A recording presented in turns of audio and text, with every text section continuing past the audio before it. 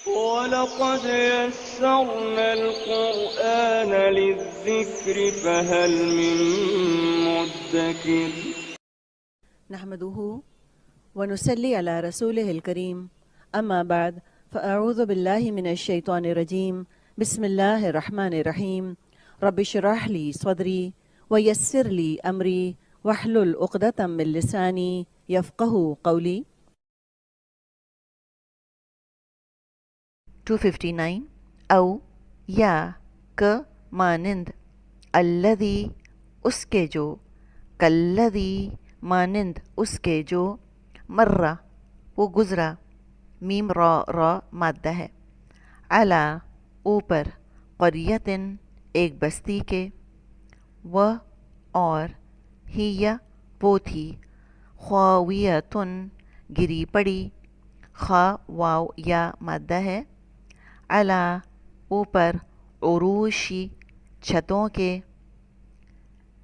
عین را شین مادہ ہے ہا اپنی عروشی ہا قال اس نے کہا انا کہاں سے یحیی زندہ کرے گا ہذہ اس کو اللہ اللہ بعد موتی موت کے ہا اس کی موتی ہا موت کے اس کی تو امات موت دی ہو اس کو اللہ نے فاماتہ اللہ مئۃ 100 عامن سال آپ سال کے لیے حول کا لفظ پیچھے پڑھ چکی ہیں یہ ایک اور لفظ آ رہا ہے سنہ بھی پڑھا تھا آپ نے سال کے لیے ہم سن کہتے ہیں نا سن اتنے ہجری سن 2 ہجری اس طرح کہتے ہیں تو سن بھی آپ نے لفظ پڑھا تھا سنہ پھر آپ نے حول پڑھا یہ ایک اور لفظ آ رہا ہے عام سال ثم پھر بعث اس نے اٹھایا ہو اس کو بعثہ اس نے اٹھایا اس کو قال اس نے فرمایا کم کتنا لبثت رہا تو یہ تو کا ترجمہ کہاں سے آیا جی آپ دیکھیں ابھی لبثت کیا ہے کیا الف لام لگا ہے نہیں لگا کیا تنوین لگی ہے نہیں لگی اس کا مطلب ہے کہ یہ اسم تو نہیں ہے اسم نہیں ہے تو فعل ہے اچھا اب فعل ہے تو کیا اس پر کوئی تا یا نون یا الف لگا ہے نہیں لگا الف کہہ لیں یا حمزہ بھی نہیں لگا کچھ نہیں لگا اس کا مطلب ہے فعل مضارع نہیں ہے فعل مضارع میں 2 زمانے پائے جاتے ہیں نا حال اور مستقبل اب فعل مضارع نہیں ہے اسم بھی نہیں ہے تو پھر کیا بچا فعل ماضی جی ہاں یہ فعل ماضی ہے تا دیکھ رہی ہیں آپ لمبی سی تا یہ فعل ماضی کی علامت ہے اب اس پر زبر پڑا ہوا ہے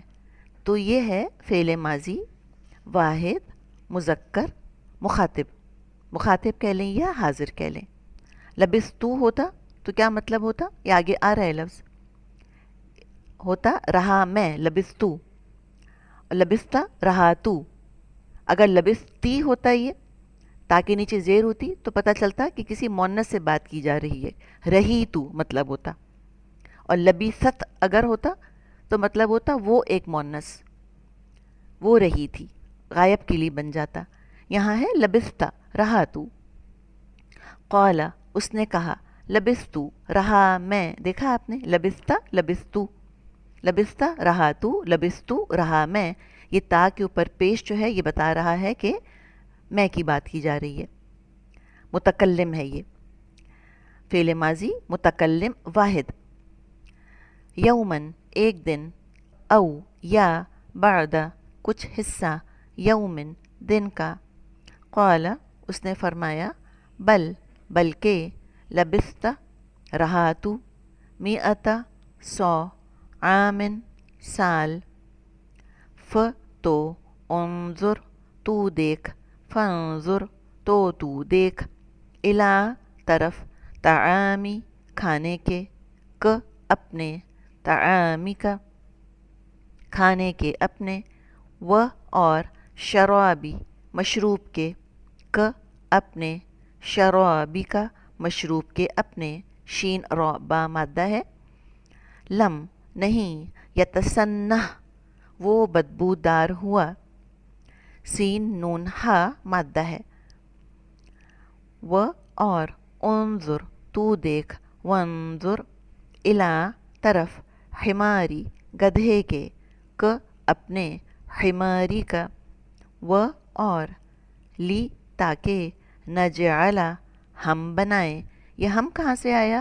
نون کی وجہ سے. اب آپ کو پتہ چل گیا کہ یہ کیا ہے، یہ فعل مضارع ہے، متکلم جمع، متکلم اور جمع. حمزہ کیا تھا؟ فعل مضارع متکلم واحد، اور نون کس کی علامت ہے؟ فعل مضارع متکلم جمع.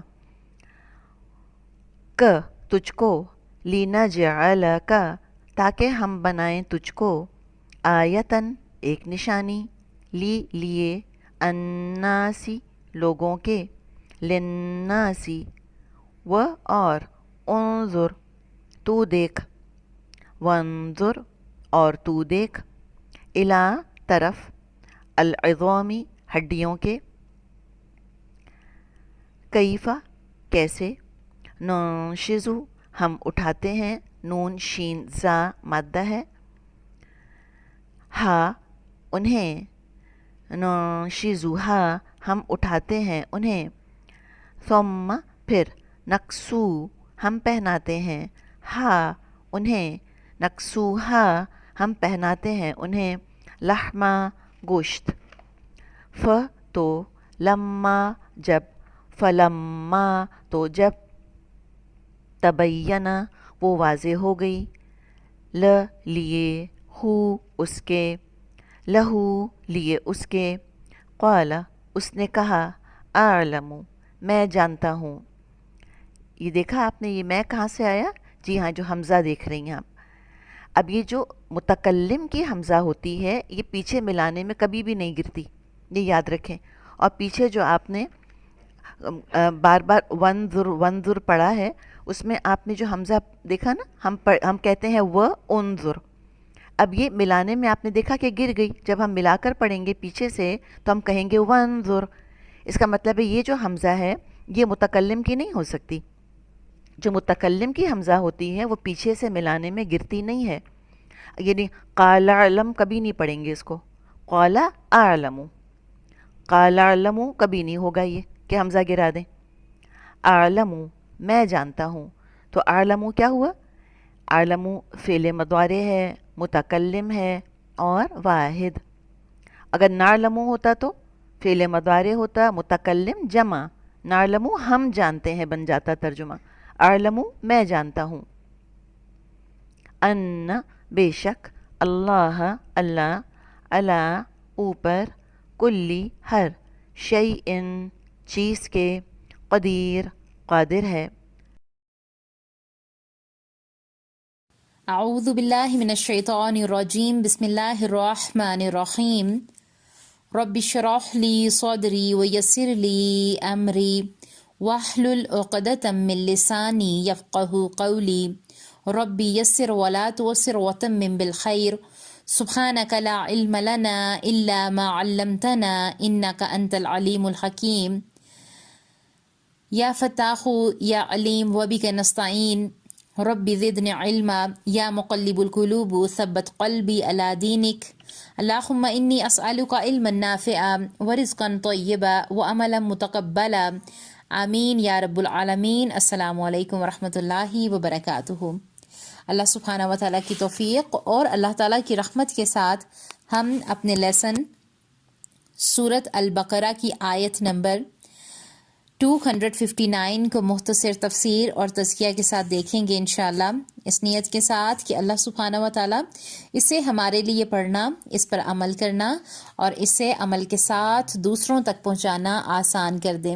اللہ سبحانہ و تعالیٰ ہمارے تمام تر گناہوں کو ہم سے معاف فرمائیں اور ہمیں بہترین علم لینے والوں میں، اس پہ عمل کرنے والوں میں اور عمل کے ساتھ دوسروں تک پہنچانے والوں میں شامل کریں.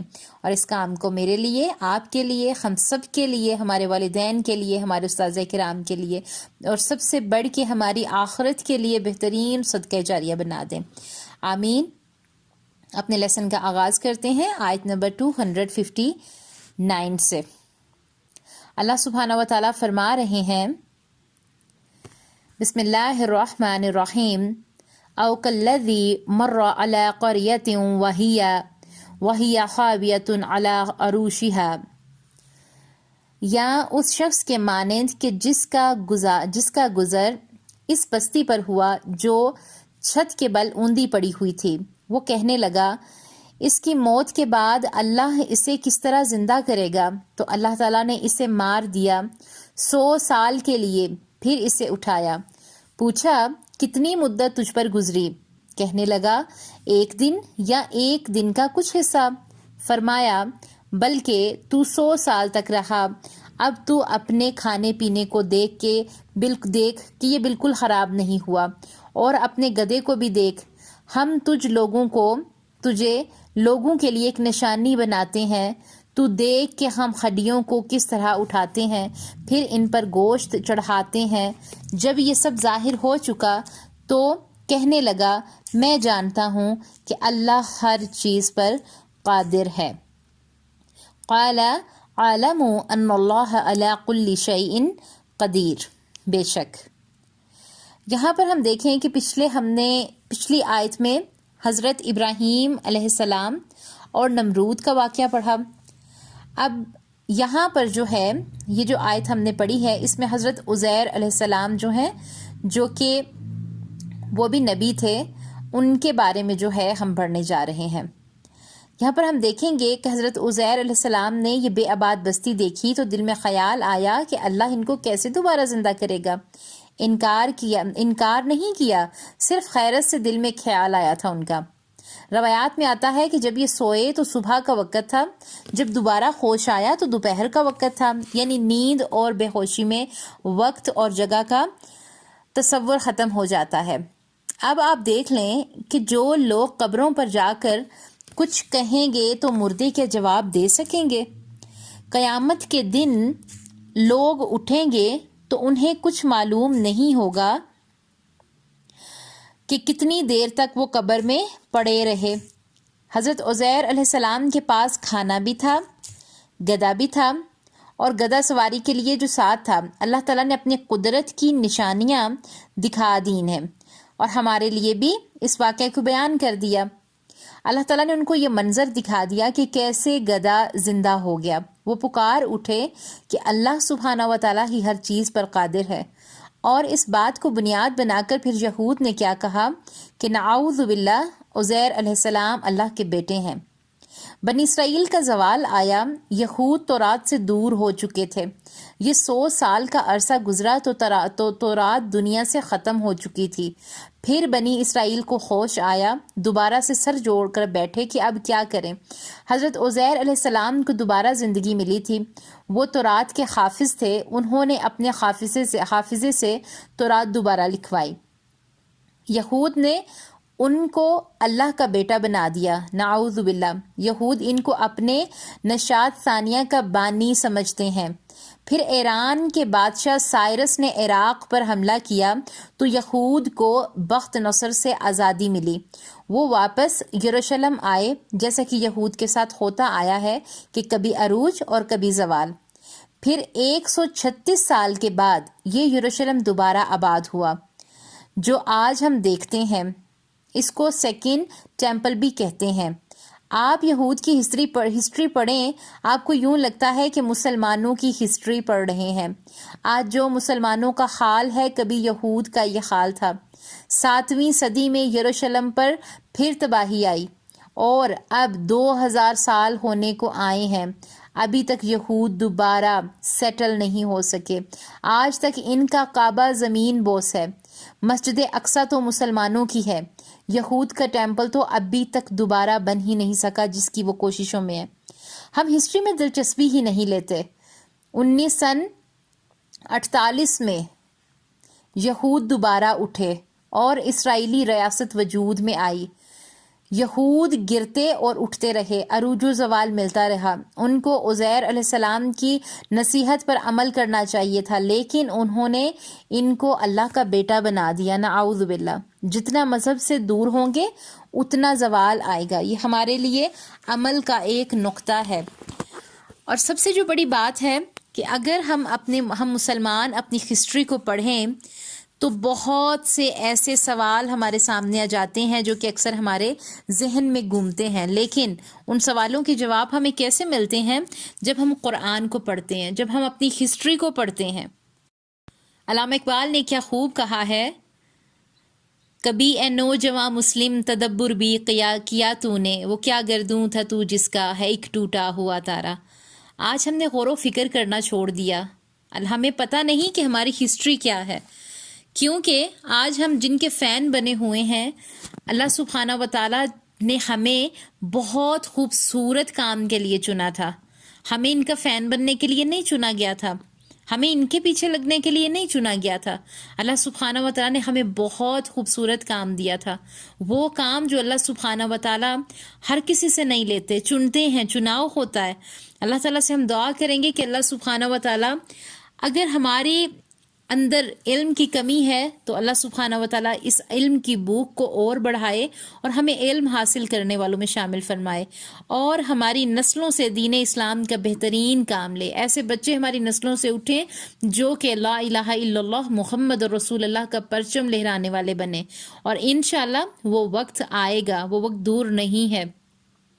اللہ تعالیٰ ہماری تمام ترین دعاؤں کو ہم سب کے حق میں قبول فرمائیں، ہمارے وقت میں، ہماری صحت میں برکتیں عطا فرمائیں، اور ہم سب سے راضی ہوں، آمین۔ سبحان ربک رب العزت عما یصفون وسلام علی المرسلین والحمد للہ رب العالمین۔ السلام علیکم ورحمۃ اللہ وبرکاتہ۔